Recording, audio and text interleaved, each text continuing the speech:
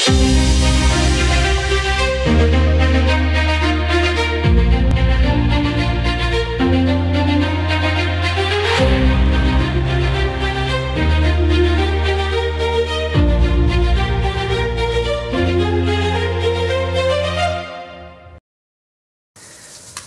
sejahtera, sekali lagi kita mempunyai masa untuk berwacana firman pada hari ini. Dan satu lagi topik yang menarik saya rasa, yang kita akan perbincangkan bersama dalam perbincangan kita pada hari ini adalah, topiknya adalah 3 utusan terakhir. Jadi kita akan rungkaikan apakah ataupun siapakah 3 utusan terakhir tersebut. Sebelum itu kita akan berdoa dulu sebelum. Kita akan pimpin dalam doa. Ya Bapa kami dalam kerajaan surga, sekali lagi kami mengucap syukur karena Engkau telah berserta dengan kami, bersama dengan kami dalam kehidupan kami. Sementara kami membuka firman-Mu pada saat ini, kiranya Roh Kudus-Mu akan memimpin hati, pemikiran kami, minda kami, supaya kami dapat berbincang bersama dan memahami bersama apakah yang dimaksudkan topik kami pada hari ini. Terima kasih Tuhan karena Engkau begitu baik kepada kami. Dalam nama Tuhan Yesus kami sudah berdoa. Amin. Amin. Amin.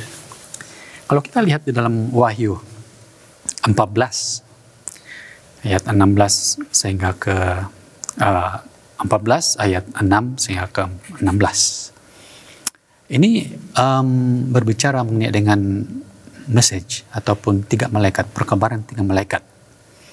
Dan saya ingat ini adalah satu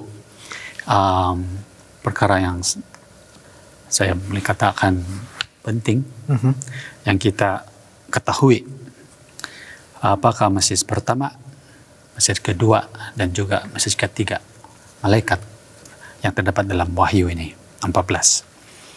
Dan message 3 malaikat ini adalah satu pesanan khas untuk orang-orang Kristen pada akhir zaman. Dan sehingganya kemuncaknya adalah kedatangan Yesus yang kedua kali. Jadi kalau kita lihat dalam ayat yang ke-6, kita melihat bahwa menyatakan malaikat yang pertama message tersebut. Jadi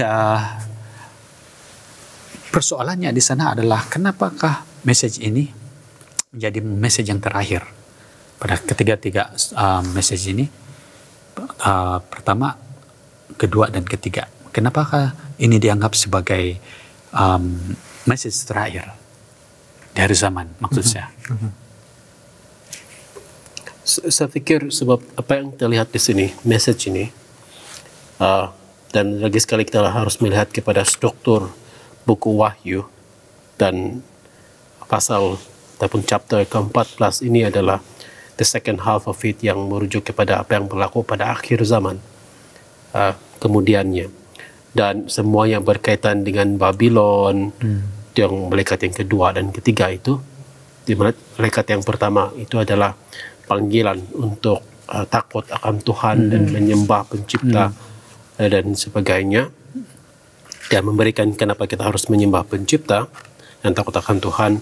Malaikat yang kedua mengatakan mengenai jatuhnya Babylon, dan dia jelaskan kenapa Babylon, siapa Babylon itu yang membuatkan banyak minum, dia katakan memabukkan.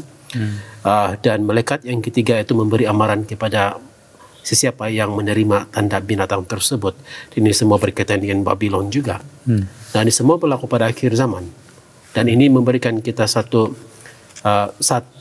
message yang memberikan informasi maklumat kepada kita, dan juga satu kebenaran yang mendorong kita untuk melakukan ataupun membuat keputusan yang bijak, ataupun membuat keputusan yang yang benar pada akhir zaman ini. Sebab akan tiba masanya apabila semuanya ini sudah berlalu, akan tiba masanya bila kita sudah membuat keputusan yang final, yang terakhir, kita akan dipisahkan kepada dua bahagian, kepada dua kelompok.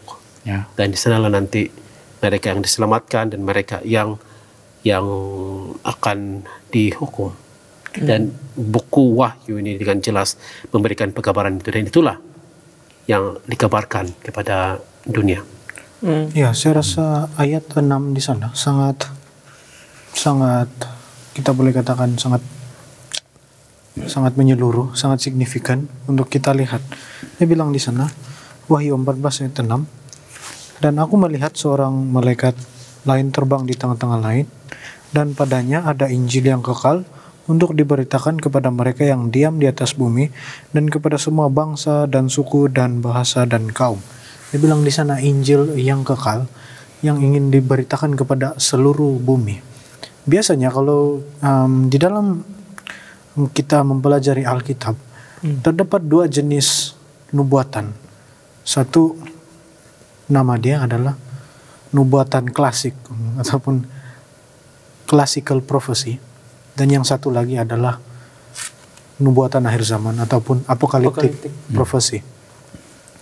Saya boleh katakan Revelation ini dia adalah apokaliptik prophecy. Wahyu ini adalah apokaliptik prophecy karena dia mempunyai indikasi-indikasi ataupun ciri-ciri yang menunjukkan dia ini apokaliptik ataupun mengenai akhir zaman. Sebab kalau kita lihat di ayat 6 itu saja, Injil yang coba diberitakan ini untuk seluruh bumi, untuk seluruh penduduk bumi dan semua kaum. Ini adalah satu ciri-ciri apokaliptik prophecy, yang mana dia punya fulfillment ataupun kegenapan nubuatan itu bukan untuk satu kelompok manusia saja, tetapi selalunya universal. Jadi itu salah satu indikasi bahwa ini adalah apokaliptik prophecy. Dan kalau kita lihat secara menyeluruh buku Wahyu ini juga, dia bermula dengan penglihatan ataupun vision. Kalau classical prophecy, dia selalu bermula, maka berkatalah Tuhan kepadaku begitu, ataupun the word of the Lord begini-begini. Classical prophecy selalu bermula dengan begitu. Tetapi kalau apokaliptik prophecy, dia selalu bermula dengan vision, seperti yang kita boleh lihat di dalam Wahyu ini. Jadi disebabkan ini adalah apokaliptik prophecy, maksudnya ini adalah mengenai akhir zaman. Sebab itulah banyak perkara yang dikatakan di dalam Wahyu, termasuk yang terdapat di dalam Wahyu 14 ini, mengenai akhir zaman, kita boleh katakan. Ya, saya juga sependapat seperti apa yang dikatakan, bahwa message ini ataupun yang dikatakan sebagai 3 pekabaran malaikat ini adalah sesuatu yang mana melibatkan semua orang. Dan apabila dia melibatkan semua orang, maksudnya semua yang ada sebagai seorang manusia itu penting bagi Tuhan untuk mendengar akan pekabaran ini. Dan di dalam pasal yang ke-14 Wahyu ini adalah salah satu yang dimana dikatakan sebagai deepest interest untuk banyak orang. Sebab ini dia berkaitan dengan message yang terakhir. Ya, kita bukan mau katakan bahwa ini adalah penting, itu adalah tidak penting dalam Alkitab. Semua penting, tapi kalau kita lihat di dalam pekabaran 3 malaikat ini, dia mempunyai essence apokaliptik yang mana sehingga sekarang masih lagi orang terus mau perkabarkan, disebabkan dengan dia punya teologi di sana. Dan kita punya tokoh juga mengatakan bahwa walaupun sememangnya ini adalah sesuatu yang mana bukan semua orang distinct betul-betul ataupun menjadi orang punya identity, tapi bagi kita ini adalah satu kepentingan, sebab ini adalah identity kita sebagai seorang SDA. Dan daripada itu kita melihat bahwa pekabaran 3 malaikat ini penting disebabkan ini adalah salah satu identity yang memberitahu bahwa kita memegang pekabaran 3 malaikat ini ataupun menyimpan tiga perkabaran malaikat ini untuk diberitakan. Dan dalam masa yang sama, pekabaran 3 malaikat ini seringkali ditekankan oleh kita punya tokoh yang sebelum ini. Contoh 60 tahun lalu yang lalu kita punya tokoh, kita tahu mereka terus ingin memperkabarkan 3 malaikat ini, dan mereka juga menulis untuk agar kita yang tahu akan kebenaran ini, agar kita terus memberitakan, bukan untuk kita menyimpan. Ya, walaupun memangnya sudah lama diberitakan, tapi nampaknya perkara ini masih lagi yang akan berlaku seperti itu. Ya, terima kasih atas penjelasan tadi. Now, kita sudah mendengar penjelasan kenapa ini adalah message yang terakhir, yaitu perkabaran 3 malaikat. Yang seterusnya adalah kalau kita lihat perkabaran 3 malaikat ini, message-nya adalah seperti yang dinyatakan tadi oleh Dr. Gerard. Yang pertama adalah takut akan Tuhan. Itu message-nya kan, untuk perkabaran atau malaikat pertama. Yang keduanya adalah give glory, give him glory, ataupun menyembah, sembahkan dia. Dan yang terusnya adalah his judgment has come, ataupun penghakiman itu sudah bermula. Jadi kalau kita lihat itu adalah isi kandung pesanan malaikat yang pertama.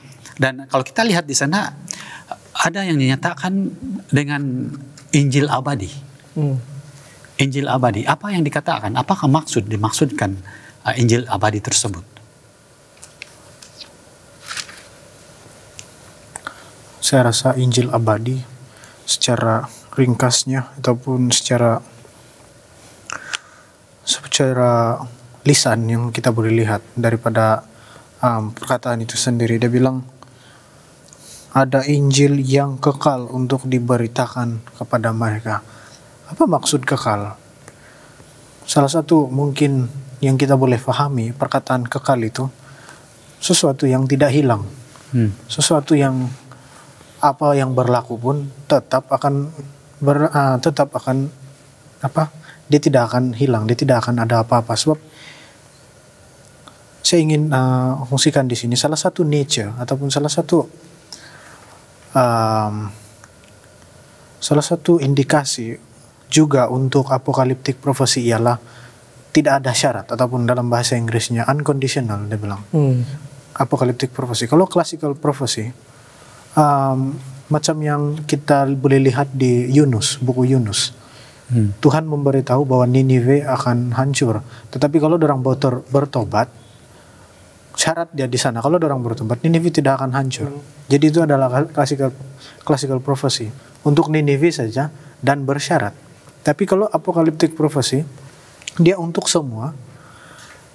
Jadi apapun yang dia adalah unconditional. Maksudnya apapun kita buat, keputusan Tuhan itu tidak bergantung dengan apa yang kita buat.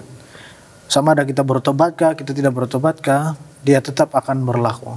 Jadi saya rasa Injil yang kekal di sana, dia berkaitan dengan nature tulisan itu sendiri. Sesuatu yang tidak akan hilang, sesuatu yang pasti akan berlaku.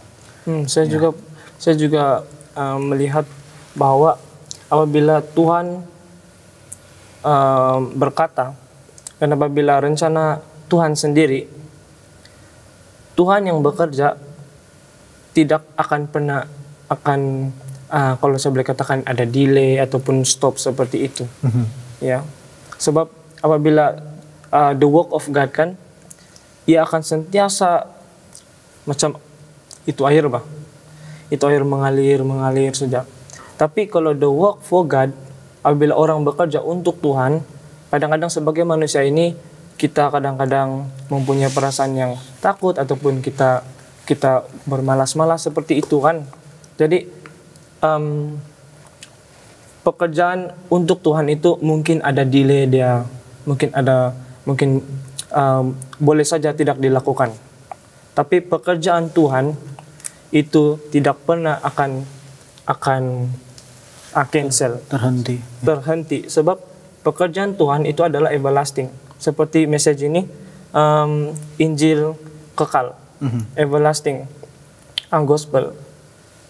Message Tuhan ataupun pekerjaan Tuhan itu adalah eternal, yang saya boleh katakan sentiasa mengalir. Tapi yang seperti kamu katakan tadi, pekerjaan untuk Tuhan mungkin saja boleh, tapi itulah daripada Injil kekal bermaksud ini adalah Injil yang mana daripada Tuhan tidak pernah akan kena cancel, sebab Tuhan sudah bernubuat seperti itu, sudah mengatakan itu. Oke, terima kasih atas pencerahan tersebut. Dan satu lagi soalan yang timbul, yaitu bilakah message ini akan dinyatakan? Yaitu message yang pertama ini, bila dinyatakan, bilakah ia dinyatakan? Dalam sejarah denominasi Seventh Day Adventist, pekabaran malaikat yang pertama ini ada time period dia, dan itu dalam sejarah kita coba interpretasi itu dalam konteks historical. Tetapi apa yang kita mau fokuskan pada hari ini, saya pikir kita fokuskan kepada dia teks sahaja. Dan bila kita katakan bila ini, pertama kita sudah tahu bahwa ini adalah pekabaran akhir zaman.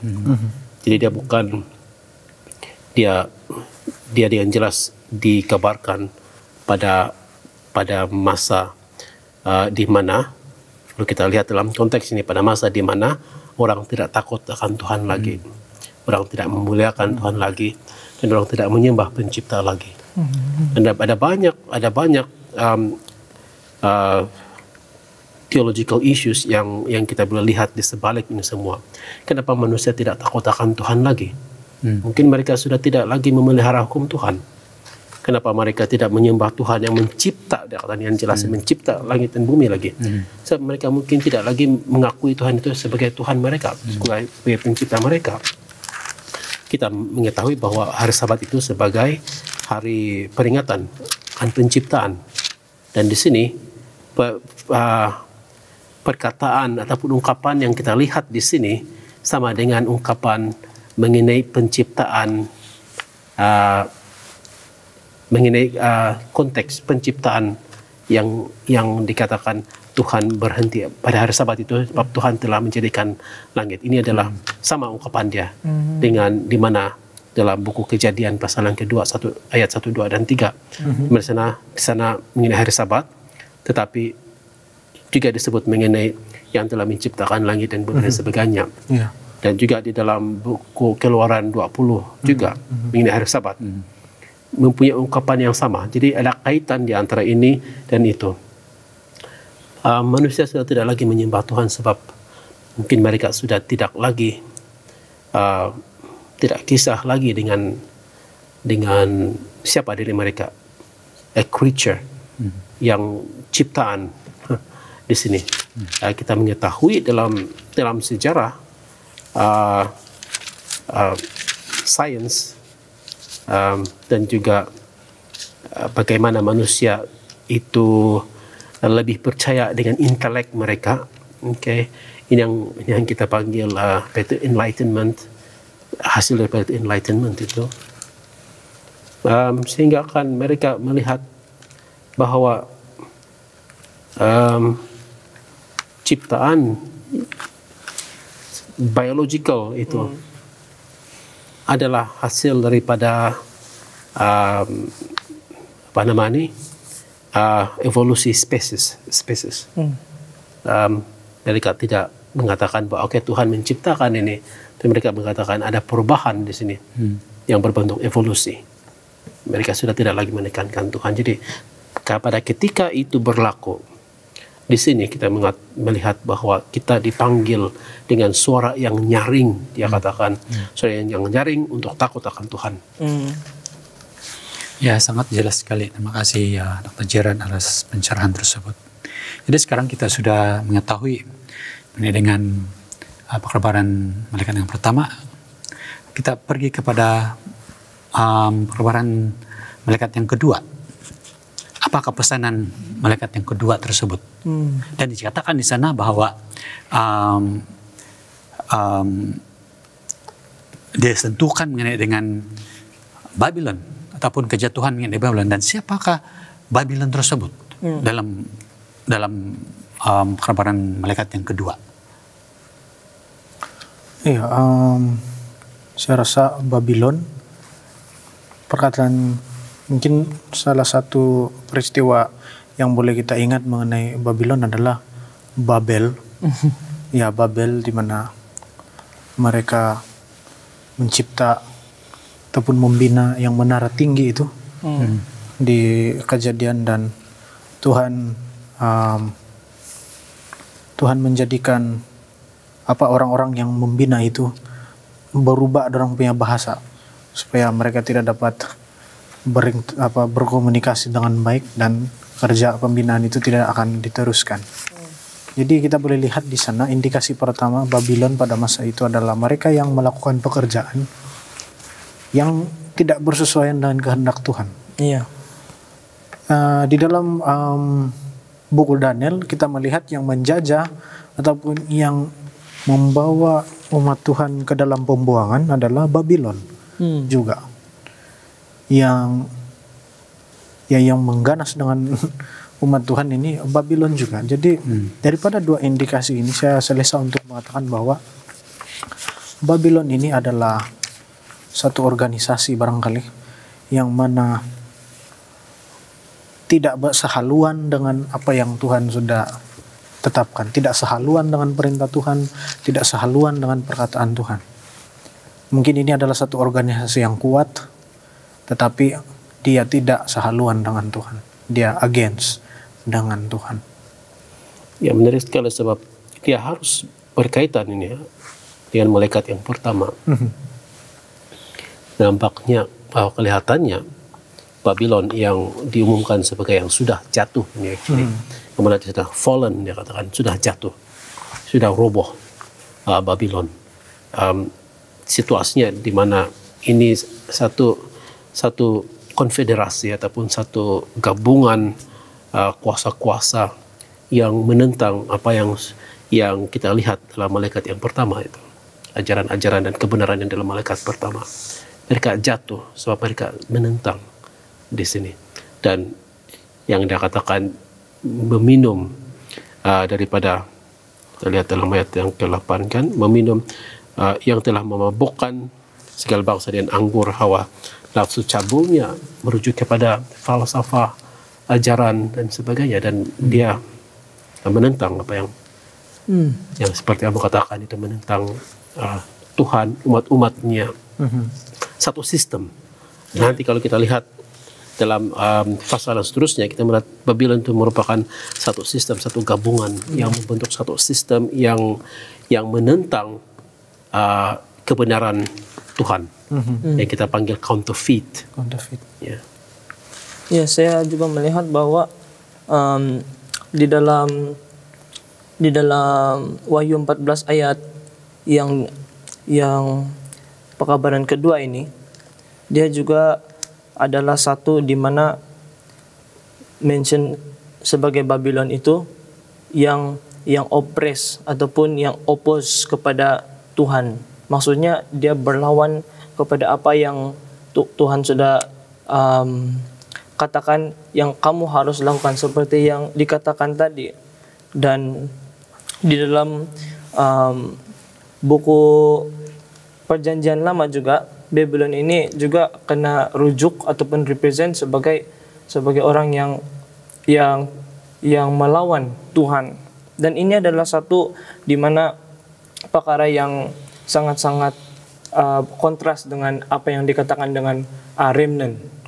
ataupun apa yang dikatakan sebagai karakter remnant itu. Dan Babylon adalah di mana yang berlawan ataupun kontras dengan karakter yang ada. Dan pekabaran malaikat yang kedua ini sebenarnya masih lagi belum mencapai dia punya message untuk berlaku, ataupun kesempurnaan message ini belum lagi dicapai. Tetapi kita melihat bahwa Babylon ini dikatakan sudah dikalahkan ataupun is fallen, begitu. Apa fallen? Jatuh, sudah jatuh. Dan fulfillment ataupun kesempurnaan message ini akan berlaku hanya apabila bangsa-bangsa ataupun seluruh bangsa akan dibuat medrang, akan dimabukkan dengan Babylon punya false doctrine ataupun dengan Babylon punya penipuan. Dan daripada itu kita melihat bahwa Babylon walaupun dia melakukan perkara yang jahat dan dia mau banyak orang tertipu daya, tapi sebenarnya dia sudah kalah. Maksudnya apa yang dia lakukan ini hanyalah sepertinya sia-sia sebab dia sudah kalah. Jadi bagi saya Babylon ini merujuk kepada orang yang melawan Tuhan tetapi sudah dikalahkan. Oke, terima kasih atas perbincangan kita mengenai dengan perkataan Babylon yang terdapat di dalam pekabaran ataupun dalam malaikat yang kedua tersebut. Dan kalau kita lihat mungkin Babylon ini juga boleh digambarkan dengan rohani kekristenan yang murtad yang terdapat di dalam Wahyu 17. Adakah ini berkaitan ataupun boleh digambarkan juga yang Babylon dalam message ataupun dalam pekabaran malaikat yang kedua ini mempunyai kaitan rapat dengan Wahyu 17 1 sampai 5 ayatnya. Ya, dia gunakan nama yang sama, Babylon, dan sudah tentunya pasal ataupun chapter 17 buku Wahyu ini lebih detail apa yang dia sentuh ataupun dia sebut mengenai Babylon. Dia deskripsi dia itu lebih detail, dan di sini lah kita lihat siapa Babylon ini. Actually kalau kita lihat lagi chapter 12, 13 itu yang merujuk kepada naga yang memberikan kuasa kepada binatang dan keluar daripada laut, daripada from the sea, dan binatang itu yang keluar daripada bumi, the earth beast. Gabungan ini semua dengan kuasa mereka untuk mempengaruhi gereja itu. Kita lihat dalam chapter 17 ini, perempuan itu ya, dia katakan perempuan prostitute di sini. Perempuan jalang. Kita lihat di sini dia sudah menjadi seperti itu. Dia sudah menjadi perempuan yang berpakaian dress in purple and scarlet dan glittery dan semua itu barang perhiasan dan sebagainya. Dan dia katakan dia duduk di atas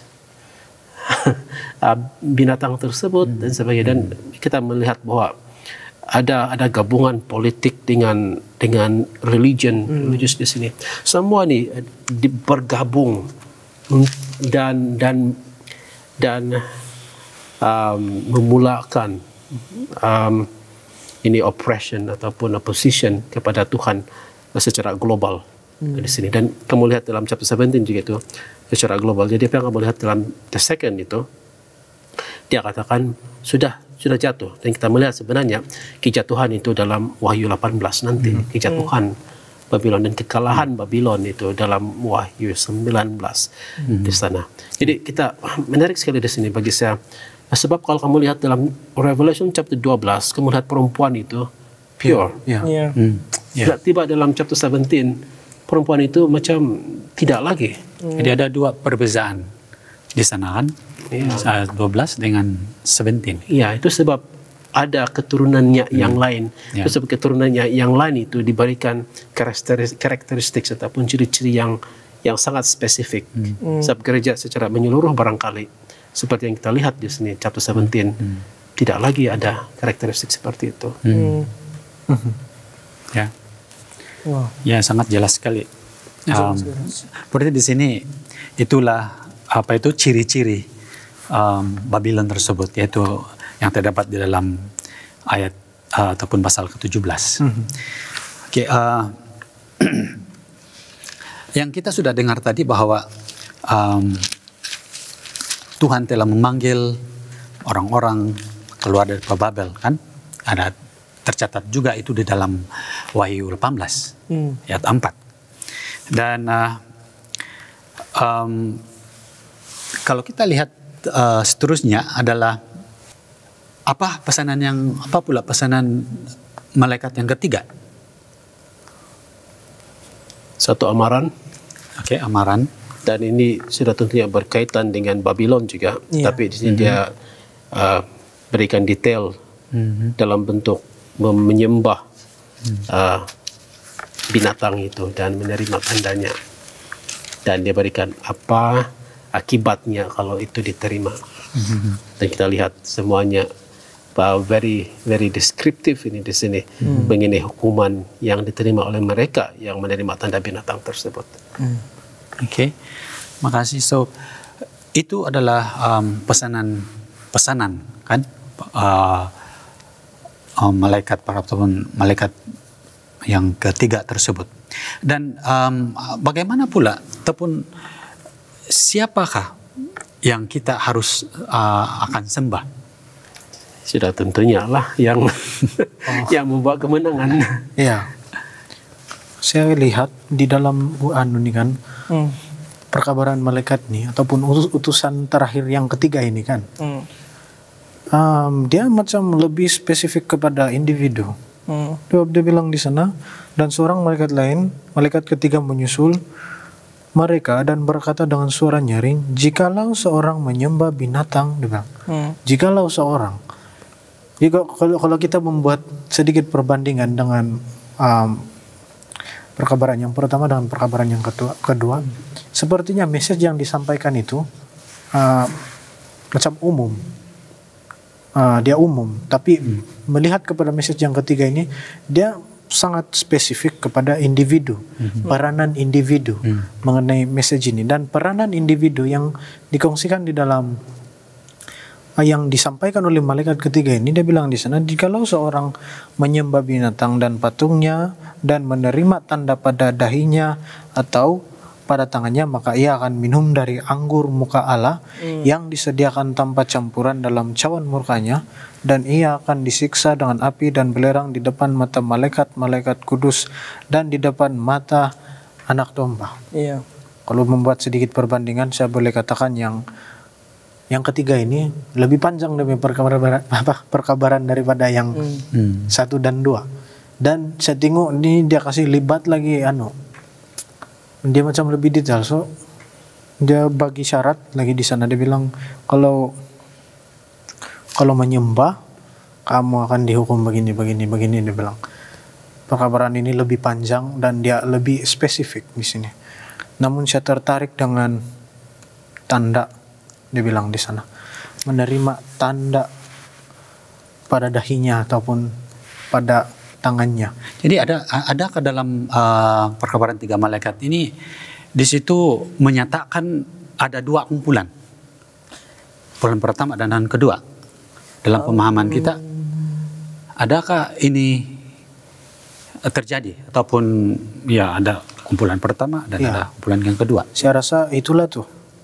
Mungkin kumpulan pertama adalah mereka yang menerima tanda, yang tidak menerima tanda binatang. Kumpulan kedua adalah mereka yang menerima tanda binatang.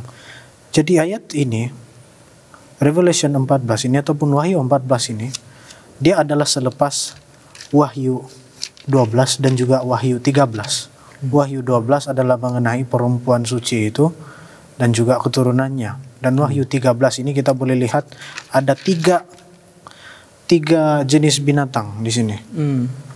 Binatang yang keluar daripada laut, binatang yang keluar daripada bumi, dan juga binatang yang dan juga naga itu. Naga, binatang yang keluar daripada laut dan binatang yang keluar daripada bumi. Jadi ada tiga entity. Si naga, kalau kita lihat Wahyu 13, si naga, binatang yang keluar dari laut, dan binatang yang keluar dari bumi. Tiga entity ini adalah counterfeit Trinity untuk Tuhan. Counterfeit Trinity untuk kepribadian Tuhan, yaitu Trinity. Jadi di sini apa yang dorang counterfeit selain daripada kepribadian Tuhan yang Trinity itu, mereka juga counterfeit the seal of God dengan tanda binatang tersebut. Mereka counterfeit meterai Tuhan. Meterai Tuhan apa? Di dalam meterai kita ada nama, kita ada apalagi kawasan, kita ada kita punya jawatan. Dan di mana kita boleh jumpa meterai ini? Di dalam Keluaran 20 ayat 8. Kita boleh lihat di sana Tuhan sebagai pencipta langit dan bumi. Kita boleh melihat dia punya nama Tuhan, dia punya jawatan pencipta, dan dia punya teritori adalah bumi ataupun dunia ini. Jadi yang counterfeit di sini, yang tanda ini adalah counterfeit untuk meterai Tuhan itu. Jadi apa tanda itu? Dia berkenaan juga dengan counterfeit Sabat. Apa counterfeit Sabat? Sunday. Jadi ada dua grup. Satu yang meterai Tuhan, satu yang tanda binatang. Saya juga melihat apabila ini Sunday ataupun ini observance kena kasih infos ataupun kena suruh sudah ikut bah. Ya, sebagai satu civil law, malaikat yang ketiga akan appear dan selepas itu dia akan memberi amaran kepada semua tentang apa akibat yang sangat teruk yang akan berlaku, ya, kepada orang yang melanggar ataupun kasih defiance itu God's law ataupun apa yang diperintahkan Tuhan. Dan isu dia di sini adalah orang ramai karena offer untuk menerima seal of God, tapi dalam masa yang sama seperti yang kamu katakan tadi, karena alternate juga untuk mau-offer ataupun untuk menerima itu mark of the beast ataupun tanda binatang itu, dan sangatlah bahaya. Dan pada akhirnya saya percaya akan ada dua kumpulan seperti yang mau katakan, yang mana menerima meterai Tuhan dan yang menerima tanda binatang. Jadi dua ini adalah kumpulan yang sangat berbeza dan sangat kontras. Seperti yang mana di dalam Alkitab ataupun Bible prophecy, nampaknya Revelation ataupun Wahyu 14 ayat 6 hingga 13 ini adalah salah satu yang mana mempunyai dual application, di mana bukan saja dia kena limit, tapi dia juga dalam masa yang sama untuk lokal, tapi dia satu skop yang besar. Nampaknya macam yang kamu katakan tadi, macam spesifik loh orang dia kasih tahu ini begitu. Tapi sebenarnya untuk semua, dan itu final fulfillment nanti akan disempurnakanlah dalam segala aspek. Jadi di sini perkara ini adalah sangat serius. Adakah kita di antara yang mana suci ataupun yang di sebaliknya? Cuma dalam arti kata lain, peranan individu untuk memilih tidak boleh memilih tengah-tengah. Dia mesti kalau pilih meterai, kalau tidak pilih meterai maksudnya tanda binatang. Iya, kau tidak boleh yang biasa. Saya ingat masih kanak-kanak lagi, tidak boleh jadi anak bulan. Tidak boleh menjadi tidak boleh berdiri atas pagar. Dan saya pikir juga kita harus membuat keputusan yang benar dengan maklumat yang kita sudah ada tanpa ada keraguan-raguan. Kita mesti mengambil attitude, sikap yang mengatakan bahwa yang tidak melihat tunggu dan lihat, tidak seperti itu. Kita harus membuat tindakan di sini. Saya tertarik dengan ayat yang 12 di sini, sebab selepas dia sebut semua mengenai amaran dan akibat itu, dan dia katakan yang penting, Oh iya. apa yang penting? Ketekunan orang-orang kudus yang menuruti perintah Allah dan iman kepada Yesus. Di sana. Dan saya pikir itulah yang characterize, memberikan deskripsi bagi mereka yang akan memilih untuk menyembah Tuhan, menerima meterai Tuhan. Ya, terima kasih atas perbincangan kita pada hari ini. Kalau kita lihat dalam topik kita, 3 utusan yang terakhir. Jadi kita sudah rungkai, kita sudah bincangkan dengan yang pertama adalah itu message malaikat pertama, kedua, dan ketiga. Dan kalau kita ringkaskan, malaikat pertama itu mengisytiharkan Injil abadi yang juga menyerukan pemulihan ibadah Tuhan yang sejati sebagai pencipta, karena waktu penghimannya telah tiba. Dan juga yang malaikat yang kedua adalah malaikat yang kedua memberi amaran. Seperti yang kita sudah bincang tadi, dia memberi amaran terhadap semua bentuk pemujaan dan kepercayaan yang berasal dari manusia yang tidak sepenuhnya didasarkan pada firman Tuhan. Jadi ini sangat penting sekali. Dan malaikat yang ketiga adalah akhirnya malaikat ketiga menyatakan peringatan berapa seriusnya Berapa Tuhan agar tidak menyembah binatang dan gambarnya. Betul. Jadi ini adalah sangat penting sekali bagi kita renungkan. Jadi dengan itu kita akan akhiri perbincangan kita pada hari ini dengan doa. Saya akan jemput Saudara Jepinus untuk memimpinkan dalam doa. Mari kita berdoa. Bapa kami di surga, terima kasih ya Bapa karena kami sudah berkesempatan untuk membincangkan mengenai 3 utusan malaikat yang telah Engkau berikan kepada kami, yang telah Engkau suruh untuk beritakan Injil abadi kepada kami. Kami mengucap syukur ya Bapa karena Engkau memberikan Roh Kudus-Mu untuk membantu kami memahami apa yang Engkau ingin sampaikan kepada kami. Biarlah message ini ya Bapa terus menjadi peringatan kami dan terus menjadi motivasi kami untuk bertumbuh secara rohani dalam Engkau. Kami serahkan doa ini dalam nama Tuhan Yesus, Juru Selamat kami semua. Amin. Amin. Amen.